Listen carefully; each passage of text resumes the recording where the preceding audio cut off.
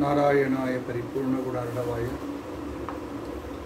विश्वोदय स्थितिलयोन्नियतिप्रदाय ज्ञानप्रदाय विबुधासुरसौख्य दुःख सत्कारणाय वितताय नमो नमस्ते।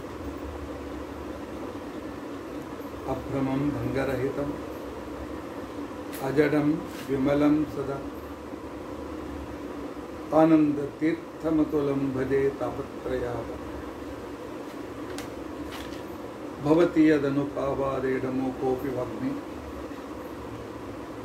जडमतिरपि जन्तुर्जायते प्रज्ञमौलिः सकलवचनचेतो देवता भरति स मम वचसि निधत्तां सन्निधं महति। अस्मद्गुरुसमारम्भा टीकाकृत्पादमध्यगा श्रीमदाचार्यपर्यन्तां वन्दे गुरुपरम्परा। विद्यायां विबुधाचार्य वेदज्ञानाब्धिचन्दिर दुर्मतध्वान्तमार्ताण्डं सत्यध्यानमुनिं भजे। पंचाशद्वर्षपर्यन्तं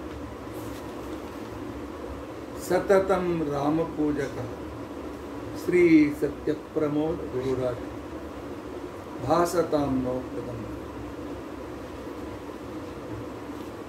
बन्धुस्त्वं गुरुरिष्टदैवतमिति त्वत्पादपङ्केर्हं प्राप्तं मां परिपालयेति सततं याचे निबद्धाञ्जलिः। चित्तं मत्कुणदोढचिन्तनविधौ नूनं मनं मा कृथाः। श्री सत्यात्मगुरो त्वदङ्घ्रियुगलं हित्वा न मे सद्गति। यैरहं शुकवत् सम्यक् शिक्षितोऽस्मि कृपालुभिः तान् वन्दे धेनुपाचार्यान् तत्त्वज्ञानार्थसिद्धये। श्री गुरुभ्यो नमः। हरिः ओम हरिः ओम हरिः ओम। स्वस्तिस्तु असेडसन्मङ्गलानि सन्तु। श्लोकैकश्रवणपठनमात्रेण वक्तुश्च श्रोतॄणां निखिल कलिकृत कल्मठापनोदनपुटतरे धर्माद्य खिल पुरुषार्थसाधने भूते अद्य भविष्योत्तर पुराणांतर्गत वेंकटेश महात्म्य प्रारंभे सति श्रीनिवास कल्याण प्रवचनारंभे सति किंचित् पूर्वकथानुवादः। हरिः ओम हरिः ओम हरिः ओम।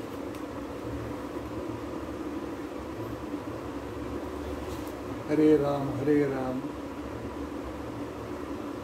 राम राम हरे हरे, हरे कृष्ण हरे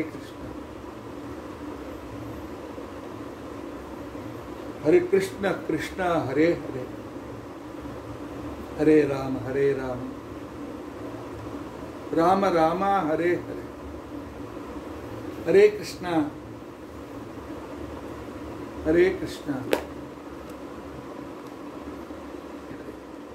हरे राम राम हरे हरे, हरे कृष्ण कृष्ण कृष्ण हरे हरे। श्री गुरुभ्यो नमः। हरिः ओम हरिः ओम हरिः ओम.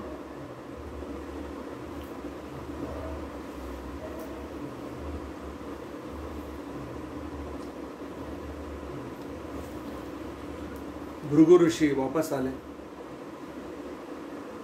आणि जगात सर्वांच्या पुढे त्याने सांगितलं, विष्णू सर्वोत्तम आहे, सर्वोत्कृष्ट आहे, सर्वश्रेष्ठ आहे, सर्व यज्ञ भोगता तोच आहे. पण भगवंताला एक वेगळेच नाटक करायचं होतं. भृगु ऋषी गेल्यानंतर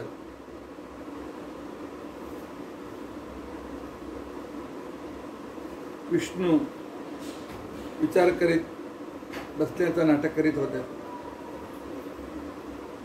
तितक्यात ऐकू आला, मी जाते. विष्णू वळून बघतात, लक्ष्मीच्या हातात एक सूटकेस आहे. विष्णू सांगतात, कुठे चाललेस, काय काम नाही. ज्या पतीला आपल्या पत्नीचा पत्नीचे मान मर्यादाचा काहीही असं वाटत नाही, मान मर्यादाच्या संदर्भात पत्नी विचार करत नाही, तशा पतीची जोडी राहण्याने का उपयोग आहे. मी निघालो, माझे माहेर कोल्हापूर, मी निघाले तिकडे. विष्णूने सांगितलं, सांग काय तर काय झालं. अरे काय सांगू तुम्हाला, त्या भृगु ऋषीने जिथे लात मारली होती तुमची ते छाती, ते श्रीवत्स माझी जागा आहे, मला त्यांनी लात मारली होती. पत्नीला कोणी लात मारत असेल तर पती गप्प बसतो का. त्याच वेळी त्याच्या शिरच्छेदन केला पाहिजे होता. आपण काय केलं, भृगु ऋषी काय माझी छाती फार घट्ट आहे, तुमच्या पायाला काय झालं. माझ्याकडून पाणी आणवले, त्याचे पाय धुतले, ते स्वतः धारण करण्याऐवजी माझ्या तोंडावर सुद्धा तुम्ही ते प्रोक्षण केला. माझा इतका अपमान. जी पत्नीचे मर्यादा रक्षण करू शकत नाही, मी चालले आपले माहेर, लक्ष्मी निघून गेली. शास्त्राच्या दृष्टीने लक्ष्मी आणि विष्णू केव्हाही वेगळे होत नाही. महालक्ष्मीला नित्यावियोगिनी असा नाव आहे. नित्य अवियोगिनी, प्रलय काळात सुद्धा ती स्वतः भगवंताच्या जोडी श्री भू दुर्गा रूपाने राहते. प्रलयोदक महालक्ष्मीच्या रूपाने असते आणि घन अंधकार दुर्गेच्या रूपाने. वटवृक्षाच्या ईशान्य दिशेला असलेले वटपत्रावर एक बालक रूपाने झोपणारा तो वटपत्र भूदेवी. इतकंच नाही, दक्षिणा रूपाने महालक्ष्मी भगवंताच्या आलिंगनात राहते प्रलय काळात. तरी सुद्धा हे भविष्योत्तर पुराण आहे. भविष्योत्तर पुराण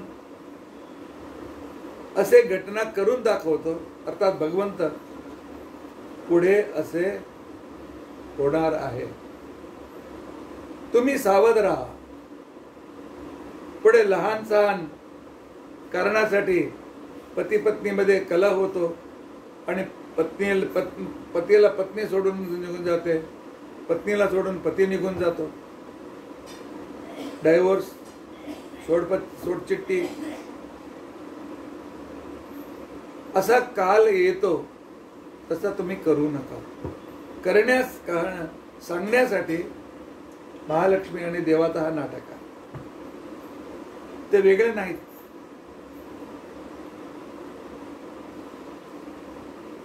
लक्ष्मी गेल्यानंतर काही वर्ष निघून गेले. भगवंत विचार करतो, गृहिणी ग्रहमुच्यते, एकटा मी कसे काय राहू शकतो? पत्नीच्या शिवाय माझे जीवनच नाही.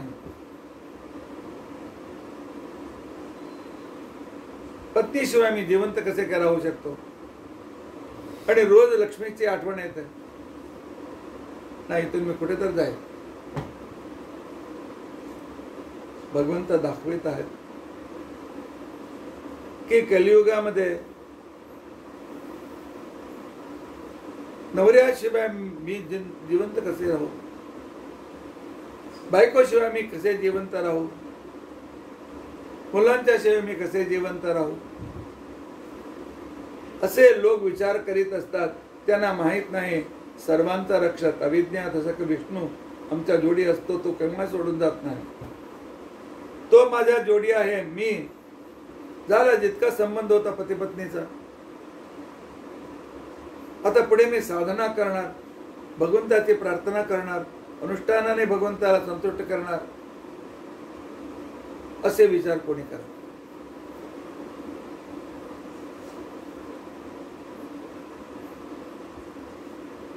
कपडा नाटक सूत्रधारी व्यंकटेश अर्थात श्रीनिवास वैकुंठातून खाली उतरले, भूलोकात आले. दक्षिण भागात तमिळनाडूचा आणि आंध्र प्रदेशच्या बॉर्डर, सुवर्णमुखरी नदी, जवळच अगस्त्याश्रम, असे आणि स्वामी पुष्करिणी, आकाशगंगा, पापविनाशिनी इत्यादी पवित्र तीर्थाने युक्त प्रदेशाला आला. राहण्यासाठी जागा बघत आहे.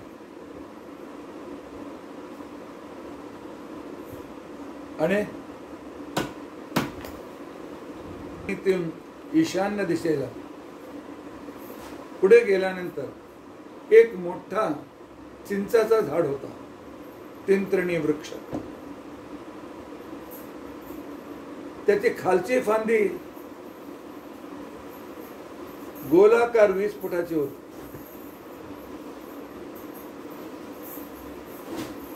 आणि तिचा एक भाग असा तुटला गेला होता. आत शिरल्यानंतर 10 बाय 10 जागा होती. आणि त्याच्यावर मुंग्याने एक वेरूळ तयार केला होता. ते वारुळ, वेरूळ वारुळ मराठीत काय म्हणतात मला चांगला माहित नाही. त्यानंतर तिथे साप राहतात, नंतर साप निघून देतात. एक दारासारखा ते भाग खुला होता. आत शिरल्यानंतर व्यंकटेश बघतो एक माणूस आरामचे राहू शकतो. तिथे राहू लागला. इथे मी तुमच्या जोडी राहत नाही म्हणून कलह करून लक्ष्मी गेली होती, पण लक्ष्मीच्या मनाला काही चांगलं वाटत नाही. माझा नवरा एकटा आहे, त्या जेवणाची व्यवस्था कसे काय, कोण त्याला जेवण देणार, आणि तो उपाशी मी कसे राहू शकते. त्याला म्हणतात तात्विक प्रेम. पती पत्नीमध्ये मतभेद असेल तरी सुद्धा, अनेक मतभेद असून सुद्धा भारतीय संस्कृतीत एक प्रेम असतं. त्यांना सोडून राहू शकत नाही. म्हणून तिने ब्रह्मा आणि शंकराला बोलून घेतलं. स्वतः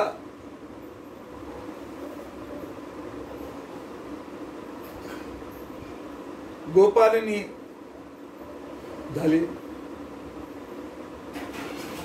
आणि ब्रह्माला नंदिनी नावाने, तो गोमतीचा नावाने एक गाय बनवली. शंकर वासरू झाले. त्यांना घेऊन तिरुपतीचा जवळ असलेले चोळ राजाच्या राजधानीत आले. चोळ राजाचे पत्नीच्या घरी गेली. सांगते, अत्यंत श्रेष्ठ दूध देणारा गाय, तुला लहान मुले आहेत,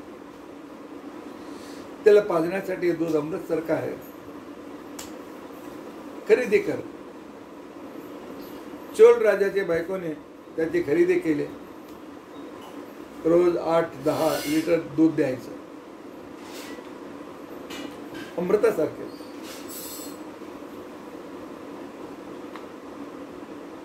आणि 10,000 गाय होत्या चोळ राजाकडे. ते सगळे चरायला व्यंकटगिरीला जात होते. हा सुद्धा गेला आणि भगवंताला शोधत होता. ब्रह्मदेव अप्रोक्ष ज्ञानी, परमात्मा कुठे आहे शोधू शकत होते. भगवंत त्यांच्या हृदयातच विराजमान होता. तरी सुद्धा त्याने नाटक केलं. साधना होईपर्यंत भगवंताचं दर्शन होत नाही तर त्यांना दाखवायचं होतं. नंतर ब्रह्माला माहित झालं, या वारुळच्या खाली जो जागा आहे तिथे भगवंत आहे, म्हणून रोज यायचे ते वारुळच्या वरती. आपला 4ही थनाने दुग्धधारा सोडायची आणि त्या छिद्रात येणार दुग्ध भगवंत विष्णू आ करून ते प्यायचं. त्याच्याला कृष्णावताराचा त्याला प्रॅक्टिस होता. कृष्णावतारामध्ये कृष्णाने वरती ठेवलेले दुधाचे घडे लाकूडने तोडायचं आणि त्या छिद्रातून जेव्हा दूध येत होते ते आ करून पिऊन निघून जायचं. इथे दूध दिल्यानंतर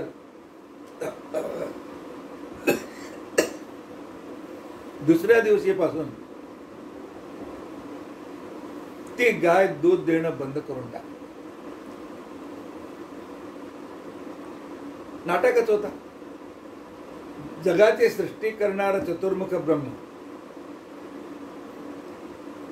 भगवंताला दूध पाजल्यानंतर घरी दुसरे दुधाची सृष्टी करूच शकत नव्हता का? करू शकत होता. पण पुढचा अनेक कार्यक्रम व्हायचा होता. भगवंताच्या दृष्टीने जो पुढचा नाटक झाला पाहिजे होता. 8-10 दिवस झाले दूध देत नाही. अजून वासरू लहान आहे. चोळ राजाच्या पत्नीला त्या गोपालकावर राग आला. तिने विचार केला, हा गोपालकच दूध सर्व घेऊन कुठेतरी व्यापार करून येतो म्हणून त्याने त्याला बोलवलं, सांगितलं. त्याने सांगितलं, मला काय माहित नाही, मी दूध घेतला नाही. पण तरी सुद्धा सेवकाकडून त्याला मारहाण करायला अनावश्यक प्रामाणिक असून सुद्धा मार पडले होते. म्हणून गोपालकाला त्या गायीवर राग आला आणि त्याच्या मागे लागला. हे सर्वांच्या जोडी व्यंकटगिरीला जायचा. नंतर वेगळ्या रस्त्यात धडाधड धावत जायचं. हातात परशु घेतलेला, कुऱ्हाड घेतलेला गोपालक त्या गायीच्या मागे गेला. झाडाचा मागे लपून बसला इथे ते गाय आपल्या चारी थनातून दुग्धधारा सोडत होते. बघितल्यानंतर त्या गोपालकाला पुष्कळ राग आला. इथे सर्व दूध सोडून माझं नाव खराब करते म्हणून क्रोधाने आपला कुऱ्हाड त्याने फेकून दिला. कुऱ्हाड येत आहे, बरोबर गाईचा मुखाचा वरती तो पडला पाहिजे. पण भगवंताचा एक नियम आहे, अनन्यास चिंतयन्तो माम ये जना पर्युपासते तेषां नित्याभियुक्तानां योगक्षेमं वहाम्यहम्. हे नियम असल्याने कुऱ्हाड गायीला पर्यंत आला पाहिजे. त्याच्यामध्ये श्रीनिवास वरती उठला. तो कुऱ्हाड बरोबर त्याच्या डोक्यावर पडला. डोका फुटला. 7 ताळवृक्षाच्या इतका रक्त वरती त्या शरीरातून वरती जाऊ लागला, कारंज्यासारखं. सर्वसामान्यतः रक्त इतकं वरती जात नाही, पण ते सृष्टीच होते, ते नाटकच होता. ते रक्त प्रवाह बघून आणि एक माणसाला माझा कुऱ्हाड लागला म्हणून घाबरून त्या गोपालकाचा अकाली मृत्यू झाला. तो हार्टफेल होऊन मरून गेला. त्याचा प्रवाह वाहू लागला. गाय बघितली, धावत धावत धावत चोळ राजाच्या सभागृहातच शिरली. अंबा अंबा अंबा असं म्हणत होते. लोकांनी समाधान करण्याचा प्रयत्न केला. स्वतः चोळ राजा सिंहासनात उतरून गायचा वरती हात फिरू लागला. काय झालं, काय झालं, कोणी तुझ्यावर अन्याय केला का? चोळ राजाचे कपडे पकडून ते खेचत होते. चोळ राजा वाटला याच्यावर काहीतरी अन्याय झालेला आहे, मला बोलवते म्हणून तिच्या मागे तो लागून. जेव्हा ते चिंचाच्या झाडापर्यंत पोहोचला, बघतो रक्ताचा प्रवाह आणि तिकडचं संपूर्ण माती रक्ताने लाल लाल झालेली, चिखल झालेला आहे. तो सांगतो इतकं रक्त कुठून आला? 20-40 लोक मेल्यानंतर असं रक्त येतो, पण कोणाचं शरीर दिसत नाही, युद्ध झालेलं काही चिन्ह नाही, पण रक्त कुठून आला असा विचार करीत होता. त्यावेळेस श्रीनिवास त्या गुफेतून बाहेर आला. हात धरला होता. हा हा हा हा हा करत चोळ राजाने विचारला, काय झालं? जोडीच्या गोपालकाने सांगितलं की आमच्या मुख्य गोपालकाने त्याच्यावर कुऱ्हाड मारली, गायीला लागण्याऐवजी ह्याला लागला आणि तो घाबरून मेला. त्यावेळी श्रीनिवास सांगतात, व्यंकटेश सांगतो, काय रे चोळ राजा, तुझा मी काय बिघडला होता? हा तुझ्या राज्याची सीमा असेल, राज्याचा तास असेल, पाहिजे तर मी भाडा देण्यास योग्य होता, देऊ शकत होता, पण तू कशाला आपल्या गोपालकाचा मार्फत मला मारला, माझा घायाळ केला? काय कारण होता? मी तुझा काय बिघडला होता? आकाशराज सांगतो, मला सुद्धा, चोळ राजा सांगतो, मला सुद्धा काही कळे ना. मी गायीला गोपालकाला पाठवलेला नाही, मला ही घटना माहीतच नाही होता. व्यंकटेशाने सांगितलं, नाही, मला जे त्रास देतो मी त्याला सोडणार नाही. मी तुला शाप देतो, तू पिशाच व्हा, पिशाच होऊन जा. त्यानंतर चोळ राजा हात जोडून सांगतो, आपले शंखचक्र गदाधरी 4 हात बघून मला वाटतो साक्षात विष्णू आपण आहात. भगवान, चूक माझे न होत, मी काहीच चूक न करता मला तुम्ही शाप दिला. दयाघन, दयासागर, प्रामाणिक असे नाव तुमचे विशेषण आहे. आणि निरपराधी माझ्यावर असा मोठा शाप कशाला देता? कशाला दिला सांगा? माझा काय कर्म होता? त्यानंतर व्यंकटेश नाटककडे सांगतो, मी तुला शाप दिला, इतका मोठा शाप द्यायला नको होता ना. तुम्ही माझे काय बिघाडले होते? पण काय करू, अकस्मात माझ्या तोंडातून निघाला. आणि सगळे वेद सांगतात की भगवंताच्या तोंडातून निघालेला कोणताही शब्द व्यर्थ होत नाही. आणि माझ्याच्याने तुम्हाला पिशाच होऊन राहावं लागेल. मनुष्यांचा मारत रक्तमांस प्राशन करीत खात कलियुग संपेपर्यंत तुम्हाला हा पैशाच्य बाधा होणारच.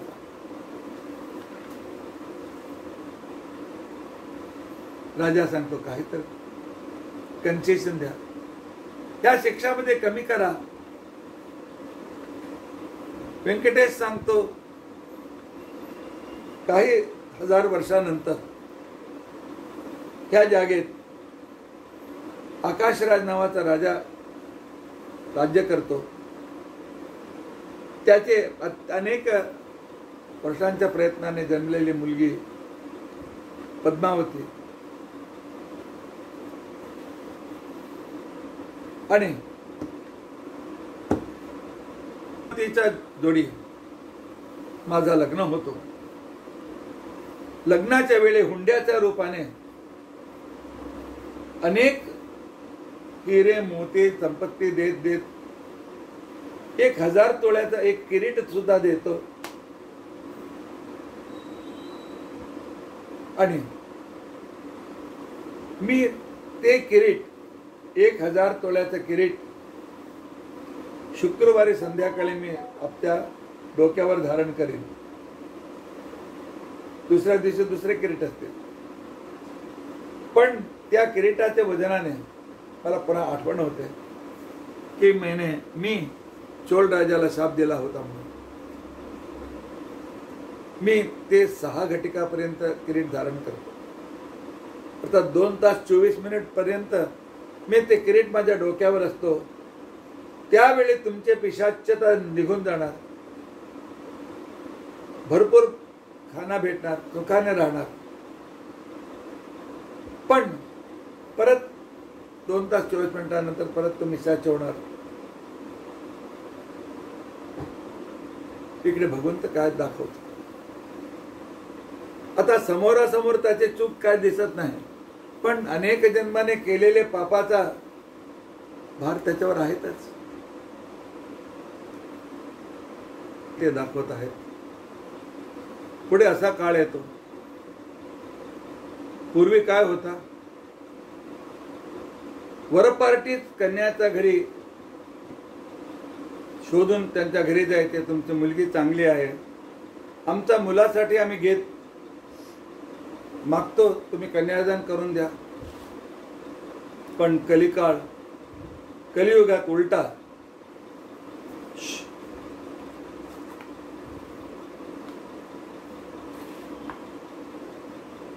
तो कलियुगात कन्या पिता दारदार भटकत वराचे शोधन करणार. आणि लग्नाच्या वेळी मला इतका हुंडा द्या, तितका पैसे द्या, इतके पैसे द्या, इतकं सोनं द्या, ते द्या, हे द्या. हे भिक्षुक वृत्ती चालू होणार आहे. आणि त्यावेळी 1000 तोळेचा किरीट. अर्थात अजून आकाशराजाचा जन्म झाला नाही, पद्मावतीचा जन्म झाला नाही.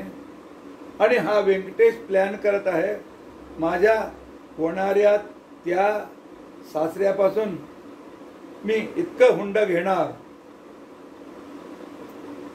असा काळ येतो, तुम्ही हुंडा घेऊ नका म्हणून देव मला सूचन करत आहे. पण तरी सुद्धा एक प्रश्न राहतो, सर्वज्ञ असून परमात्मा त्या निरागस चोळ राजाला शाप कशाला दिला? कारण याला उत्तर एकच, प्रारब्ध कर्म. या जन्मात जो काय दुःख आम्हाला प्राप्त होतो, या जन्मात समस्या इत्यादी ह्या जन्मात आम्हाला जेव्हा प्राप्त होतो, त्याला कारण एकच, आमच्या अनेक जन्मांचे पाप. भगवंत सांगतो की या जन्मात इतके पापाचा दुःख तुला अनुभवावं लागेल, इतका पुण्याचं दुःख सुख अनुभवावं लागेल, ते सर्वांना भोगावंच लागतो. प्रारब्ध कर्म कोणालाही सुटत नाही. यन्न भवति तन्न भाव्यम. भगवंताची इच्छाने असा होऊ नये. हा विद्यार्थी एकाग्र नाही, त्याला विद्या येऊ नये, भगवंताची इच्छा असेल तर येणार नाही. भगवंत इच्छा असेल तर एकदम ढ व्यक्तीचा विद्वान होऊन जाणार. यन्न भवति तन्न भाव्यम. भवतीच्या भाव्यम, भगवंताची इच्छेला जे काय तो परिपूर्ण होणार आहे.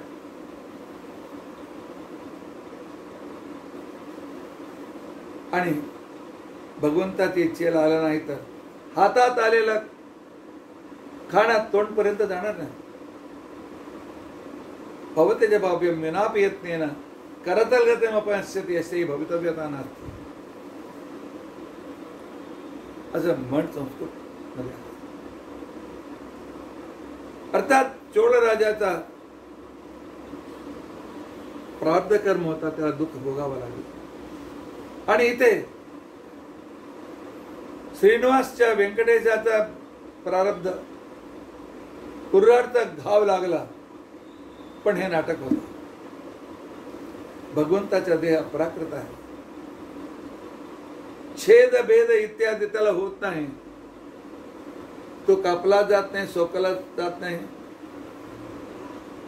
त्याला जळू शकत नाही. अच्छेद्योयम अदाह्योयम अक्लेद्यो अशोषयेवच. भगवंत तो नाटक करीत. आणि त्यानंतर चोळ राजा तिथून निघून गेला. अनेक वर्ष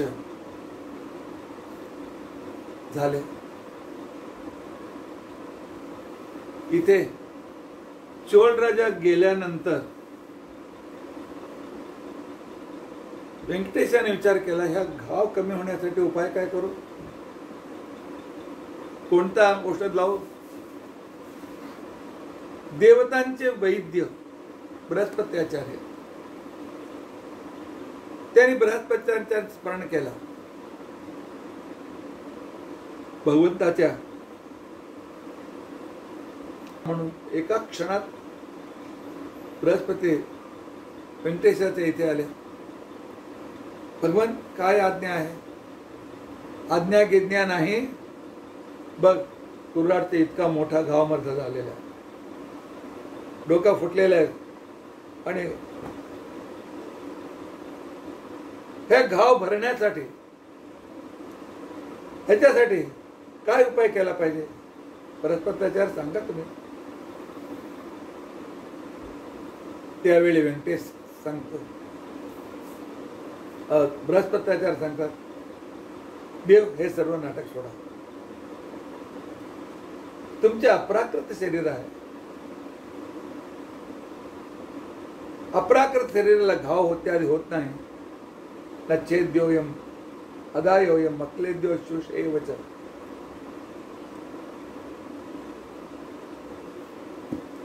विकृती होत नाही.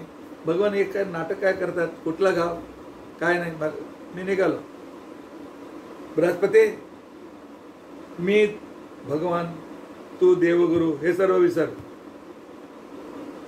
मी एक माणूस आहे. मला घावाला लागलाय, त्याला औषध काय सांग. कोणत्या देशात कसे व्यवहार केले पाहिजे शिकले पाहिजे, आणि मला मार्गदर्शन कर. बृहस्पतीने सांगितलं, ठीक आहे, तुझं घाव कमी होण्यासाठी एक काम कर, अर्कवृक्ष,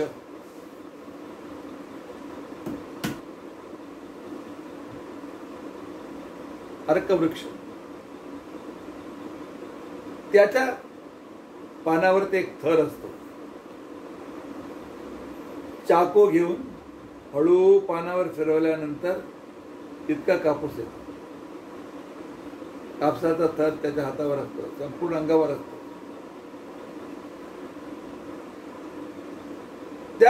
तो कापूस घ्या आणि औदुंबर वृक्षाच्या पान काढल्याने जे दूध निघतो, तो दुधात ते कापूस भिजवा आणि घावावर लावा आणि थोडक्याच दिवसात सर्व घाव चांगला होणार.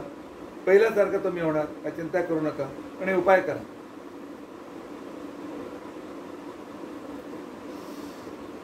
तेव्हा व्यंकटेश सांगतो, बृहस्पतीच्या हे अर्कवृक्ष कुठे भेटतात, तो औदुंबराचा वृक्ष कुठे आहे सांगा ना. बृहस्पती सांगतो, मी कलियुगाचा स्पेशालिस्ट डॉक्टर आहे, फक्त मी चिठ्ठी लिहून देतो, कुठे मिळतो, किती पैशाने मिळतो, काय पडतो ते मला काय संबंध नाही. माझ्या विजिटिंगचा तुम्ही पैसे दिला, मी स्पेशालिस्ट डॉक्टर आहे, मला प्रिस्क्रिप्शन लिहून द्यायचं माझं काम. कोणत्या दुकानात भेटतो की नाही मला काय माहित नाही. माझे पैसे द्या, फीस द्या, मी निघालो. जसे तुम्ही नाटक करता, मी सुद्धा नाटक करत आहे. बृहस्पतीच्या निघून गेले. व्यंकटेश आता बाहेर पडला, कापसाचा झाड कुठे भेटतो, औदुंबर झाड वृक्ष कुठे भेटेल. त्यात स्वामी पुष्करणीचा आणि वराह मंदिराचा सगळे परिसरात अनेक मोठी मोठी शेतीत भरपूर धान उत्पन्न झाले होते. त्या शेतात शिरून तो शोधत होता. त्याच्या पूर्वी काय झाला होता की धान्याचं अपहरण करणारा श्यामाकहारे नावाचा एक असुर रात्रीच्या वेळी सर्व शेतात धान नष्ट करायचा. त्याला मारण्यासाठी सैन्य घेऊन वराहदेव त्याच्या मागे लागले होते. त्याला पकडून मारून वापस येत होते. वापस आल्यानंतर त्यांना लक्षात आला शेतामध्ये कोणी फिरत आहे. आपल्या सैन्यानं सांगितलं वेढा घाला सुपण शेताला. आणि वराहदेव सांगू लागले कोण आहे, कोण आले तुम्ही. चारी बाजूने वेढले गेलेला आहात. 3 मिनिटात बाहेर नाही आला मी माझ्या सैन्याला सांगणार प्रहार करा म्हणून. तितक्यात त्या झुडपातून व्यंकटेश वराहांच्या पुढे आले. वराह बघतो हे माझाच होता. मी मोठा भाऊ, हा लहान भाऊ. दोघांच्या डोळ्यातून आनंदाश्रू. दोघे जवळ आले. वराह आणि व्यंकटेश दोघांनी मिठी मारली. वराह विचारतात अरे व्यंकटेश केव्हा आला रे, कुठून आला, इथे कशाला, वैकुंठ सोडून इथे कशाला आलास, काय तुझ्या डोक्याला काय तर लागलं का.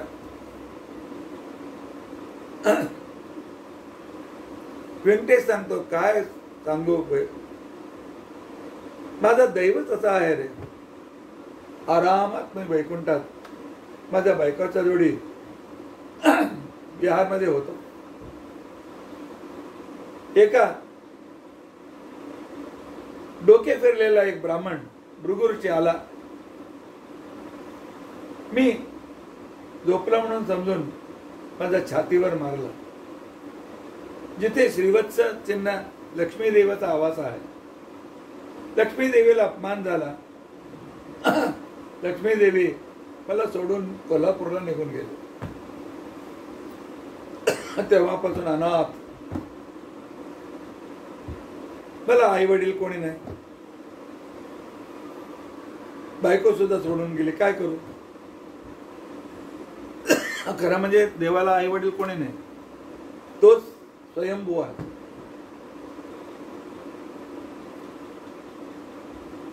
आणि इथे तुमच्या जागेत इथे राहण्याचं मी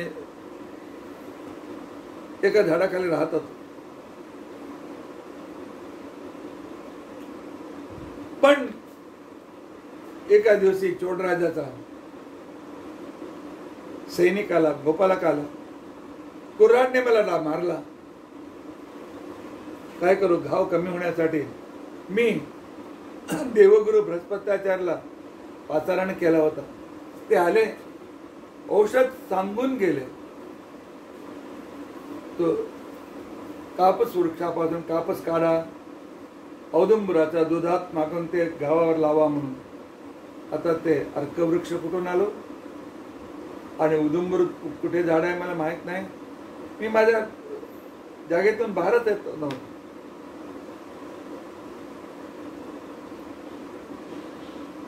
आता ही चिंतेत मी आहे, घाव कमी व्हायचा आहे कसं. आणि महादेव एक काम करा ना, मी तर वैकुंठ सोडून आलो. मी आता जिथे राहतो ना ती जागा माझ्या नावावर करा ना.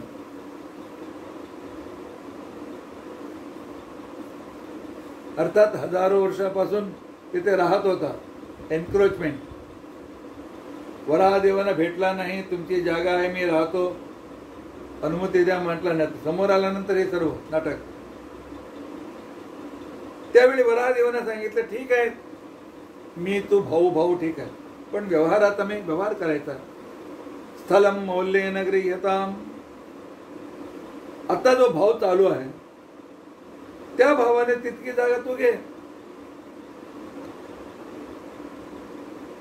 वराहदेव माझा पर्सच माझा जवळ नाही. लक्ष्मी देवी धनदेवता मला सोडून कोल्हापूरला गेली. माझ्या हातात एक पैसा नाही. मी तुला पैसे कुठून देऊ? पण मी आता नाही पुढे देणार. काही वर्षाने इथे स्वामी पुष्करणी नदीचा काठीवर एक मोठा मंदिर होणार. तिथे मला आश्रय राहायला माझी स्थापना करणार आहे. मला बघण्यासाठी असंख्य भक्त येणार आहेत. त्यावेळी भक्तांना पहिल्यांदा तुमचं दर्शन घ्यायचं. क्षेत्राचा फल भेटण्यासाठी वराह दर्शन पहिला, नंतर व्यंकटेशाचं दर्शन. आणि रोज दुग्धाभिषेक तुम्हाला पहिल्यांदा, त्यानंतर मला नैवेद्य पहिल्यांदा तुम्हाला, तुमच्या जेवण झाल्यानंतर मी करतो. इतकं हे मान मर्यादा तुम्हाला देतो. हेच पैसे म्हणून समजून घ्या. ती जागा मला राहायला द्या. परा बघा ना औषधाची काही व्यवस्था. अरे श्रीनिवासा व्यंकटेशा, मी आहे ना, व्यवस्था करतो. माझ्याकडे एक स्त्री आहे आणि ती माझी सेवा करत आहे. तिचं नाव आहे बकुला देवी. मी तिला सांगतो त्याला औषधाची व्यवस्था कर, रोज 2दा जेवण जाऊन देऊ नये, त्याचे योगक्षेम बघ म्हणून तुझ्याकडे मी पाठवतो. आणि तिच्या सेवेने तुझा घाव बरा होईल, अजून चांगला होईल, सर्व व्यवस्थित होईल. काय चिंता करू नकोस म्हणून वराहदेवाने त्या व्यंकटेशाला घरी पाठवलं.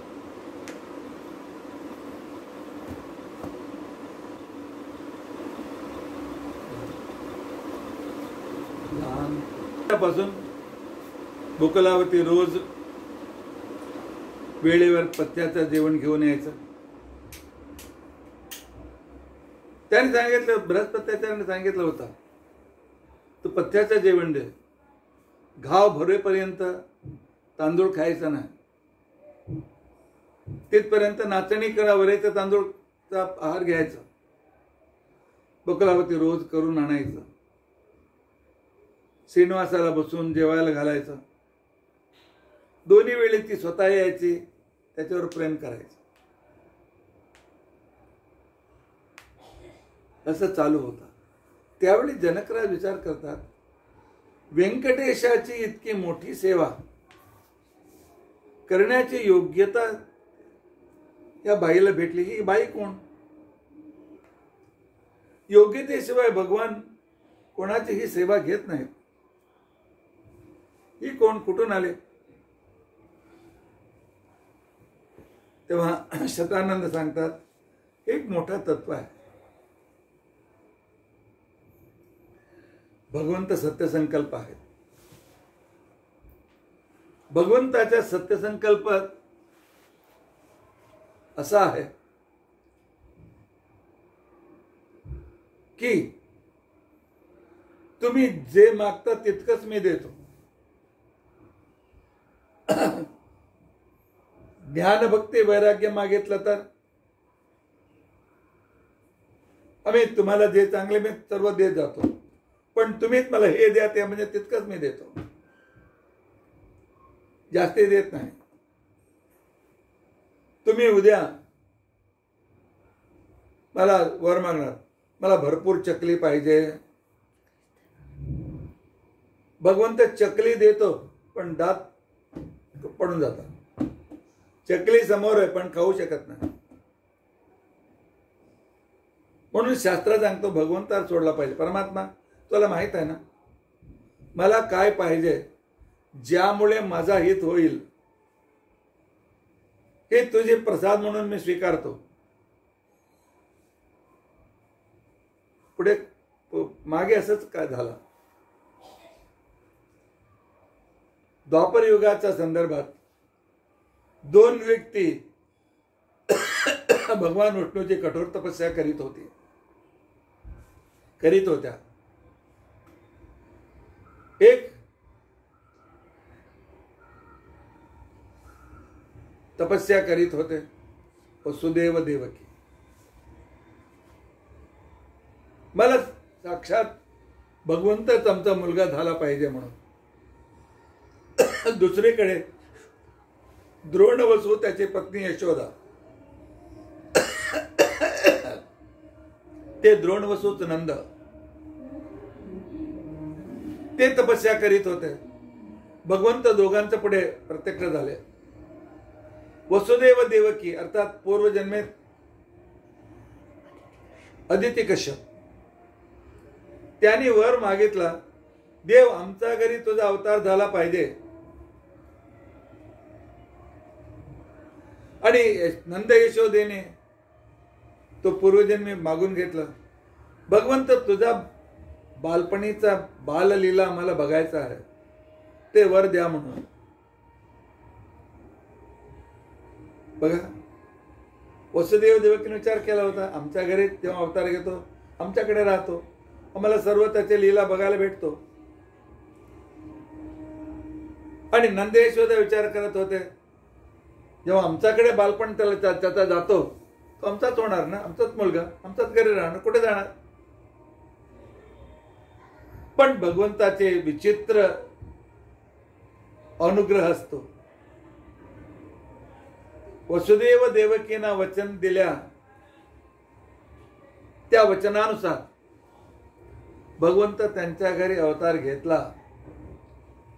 पण त्या क्षणी शिशु होऊन त्याने वसुदेवाला सांगितलं, जा मला गोकुळात सोडून ये, तिकडचे एक मुलगीला घेऊन ये, त्यानंतर तुम्हाला सर्व माहित होईल. अवतार घेतला पण बाललीला त्या सुख वसुदेव देवकींना भेटला नाही. म्हणून देवाच्या पुढे मागत असताना हेच मागितलं पाहिजे, भगवंत मुले द्या, संतान द्या. पण आमचा प्रारब्ध क्रमात संतान नसेल तर देव मुलांना मुलींना देतो, ते लग्न करून विदेशाला निघून जातात, असून उपयोग काय. आम्हाला ते पालन करत नाही. म्हणून देवाकडे काय मागितलं पाहिजे? शास्त्र सांगतो की ज्ञान भक्ती हरेच तृप्ती. भगवंत आपला ज्ञान द्या, आपल्या चरणी मला भक्ती द्या. त्या मागणीने सर्व भेटणार आहे, सर्व सुख भेटणार आहे. पण आम्हाला माहित नाही, आम्ही तसं मागत नाही. आणि नंद यशोदाने मागितलं होतं, तुझं बाललीला मला बघायचंय. 10 वर्षापर्यंत आपली लीला कृष्णाने दाखवली. 10 वर्षात 2 महिन्याने ते मथुराला निघून गेला.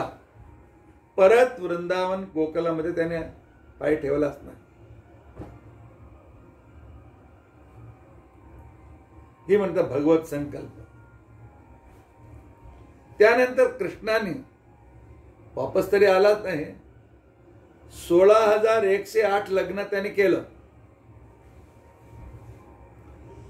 आशेत होते भगवंत ह्या लग्नात आम्हाला आमंत्रण देईल, त्या लग्नात आमंत्रण देईल. पण 16,108 लग्न झाला, कृष्णाचं आमंत्रण यशोदा नंदाला आलाच नाही. यशोदेच्या मनात एक खंत होता. पुढे एकदा सर्व गोप गोपिका नंद यशोदा आदी प्रभास क्षेत्रात कृष्णाला भेटले. कृष्णाला भेटल्यानंतर एकांतात यशोदा विचार करते, कृष्ण मला माहित आहे मी तुझी आई नाही. तुझा अवतार वसुदेव देवकींच्या घरी झालेला, पण कृष्णा 2 वर्ष माझे छातीचं दूध तुला पाजवलं आहे रे. तुझ्यासाठी मी काय केले नाही, सर्व सेवा केली, आनंदित झाले. 24 तास तुझ्या जोडी होते. इतका असून सुद्धा तुला आठवण नाही आला नाही का रे? लग्नाला आईला बोलवलं पाहिजे. अत्यंत आईसारखं रक्षण करणारी म्हणून दासी म्हणून तर बोलवलं पाहिजे होतं ना. कशाला बोलवलं नाही? कृष्ण सांगतो, आई तुम्ही मागितलं होतं बाललीला, तितकंच भेटलं. आणि आता काय 16,108 मी लग्न केलंय, सर्व गडबडीत. कोणताही लग्न निश्चय होऊन आणि वांग निश्चय होऊन सर्वांना बोलून नाही, गडबड सर्व मध्ये. रुक्मिणीचं हरण केला, आई वडील आले, लग्न उरकून टाकलं. जांबुवती त्यांच्या गुफेतच लग्न झालं. त्यांच्या वडिलांचे युद्ध होऊन ते शरणागत झाले.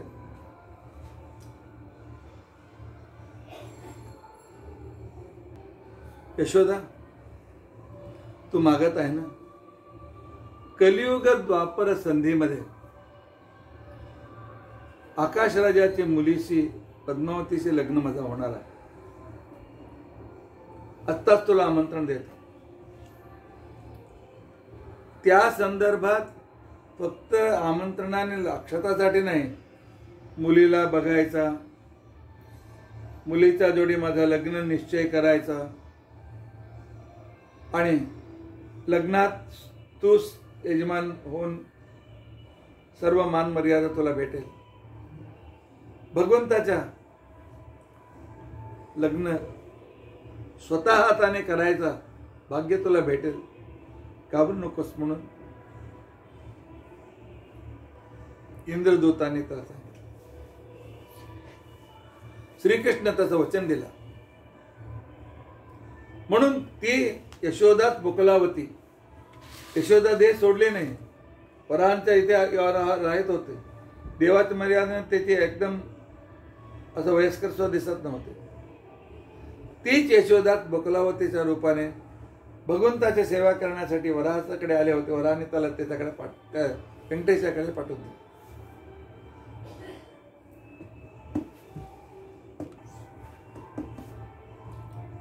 सकाळी व्यंकटेश अर्थात श्रीनिवास, दक्षिण देशात त्याला श्रीनिवास म्हणतात. व्यंकटेश तो यशोदाने प्रेमाने त्याला व्यंकटेश म्हणत होते. व्यंकटगिरीत असल्यामुळे व्यंकटेश असा नाव होता. आणि तो व्यंकटेश चांगला तेल लावून अभ्यंग स्नान केला आणि कस्तुरी कुंकुम लावला, गोपीचंदन लावून शंखचक्राने अलंकृत झाला. पहिल्यांदा गोपीचंदन, त्याच्यावर कस्तुरी केशर, त्याच्याने ते नाम तयार केला. आणि आपले ओठ लाल झाले पाहिजे म्हणून लिपस्टिक नाही, तांबूल घेतला आणि एकदम लाल लाल होठ, चांगले कस्तुरी तिलकम ललाट पटले असे तिलक, आणि पत्तारू 16 पीठाचे, त्या 16 पाराचे धोती दक्षिण देशात भेटतात. तसाच धोती, त्याच्यामध्ये अत्यंत चांगला दिसतो माणूस, तसा धोतर त्याने नेसला आणि स्वतःचा मेकअप बिघडल्यानंतर पाहिजे म्हणून थोडं परत मुद्रा गोपीचंदनला आपल्या कपड्यात त्याने बांधलं. तसं आजकाल तो मेकअप सामान व्हॅनिटी बागमध्ये सर्वांच्या स्त्रियांचा असतो, तसा भगवंताने तो सुद्धा व्हॅनिटी बागासारखं कुठे तर मेकअप बिघडला तर मेकअप करून घेऊ म्हणून त्याने आपला जोडी ठेवलं आणि तयार होऊन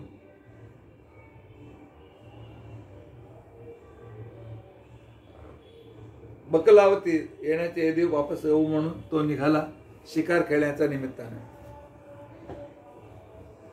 पुढे गेल्यानंतर एक हत्ती त्याला भेटली. त्या हत्तीला जेव्हा मारायला प्रयत्न करीत होता, ती हत्ती वेगाने धावत होती. त्याच्या मागेच हा रथ गेला. हत्तीचे मागे जाणारा व्यंकटेश कुठपर्यंत गेला. हत्ती केव्हा थांबली आणि ती हत्ती कोण, कुठपर्यंत हत्तीचा मागे तो गेला, तिकडे गेल्यानंतर काय झालं, ही मोठी कहाणी आहे. म्हणून पुढे काय झालं आम्ही उद्याच्या दिवशी बघण्याचा प्रयत्न करू. इति अद्य कथा प्रसक्ती. हरे राम राम राम हरे हरे, हरे कृष्ण कृष्ण कृष्ण हरे हरे. उग्रम वीरम महाविष्णुं ज्वलंतं सर्वतोमुखं शिवं भीषणं भद्रं मृत्युं नमाम्यहम्. अच्युतानंत गोविंद स्मरि मात्रार्थनाचन रोगान्मे नाशया शेषान् आशु धन्वन्तरे हरे. अक्षयं कर्म यस्मिन् परे सर्वदं ज्ञानते दुःखानि यन्नामतः अक्षरो योजन सर्वदेवामृतः. कुक्षिगं यस्य सदा कुक्षिगं यस्य विश्वं सदा जादिकं प्रीणयामो वासुदेवं देवता मंडलाखंड. श्रीकृष्णार्पणम्.